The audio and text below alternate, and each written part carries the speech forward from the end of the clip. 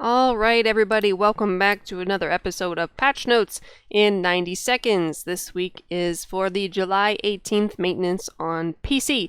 So that is tomorrow at the time I am saying this, but who knows when you'll be watching it, what time it'll be.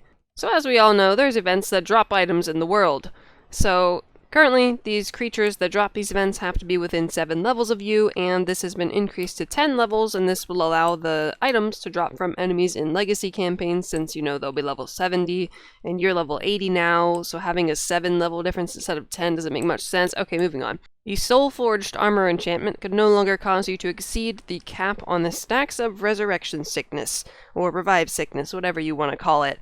Having Resurrection Sickness sucks, so I don't know why you don't have more, so that's nice. The damage that the enemies deal in Kessel's Retreat has been adjusted to be more reasonable. Personally, I don't know if it's higher or lower, because I've done it without issue in its current state.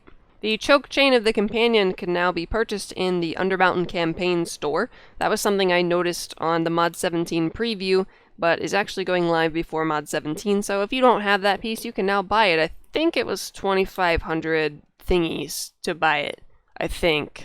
That might be wrong. Also, the new companion that comes in the Expedition Pack, Trobriand's Construct, now has a collections entry, so you can look at it in collections and be proud of your collection. Alright, almost done. The artifacts should now show more accurate damage numbers when you're looking at them in collections and when you're refining them, which is nice because you look at them now and some of them say like 200 damage, and that's pretty lame. Okay, and enchantments no longer display in item comparison tooltips. That is whenever you are hovering over something and trying to compare it to what you're currently wearing. As you can see, there's an enchantment showing in my thingy, so it won't be there anymore. And lastly, but certainly not leastly, the campaign buyouts, the ones that required you to still do the introductory quests even though you technically completed the entire campaign, those ones will not require you to do the introductory quests to participate in them, like doing the dailies and weekly quests and so on, if you buy a campaign buyout. So, if you buy a campaign buyout, you won't have to do the introductory quests anymore. I should have just said that to begin with. Okay, so thank you all for listening to me have trouble speaking today.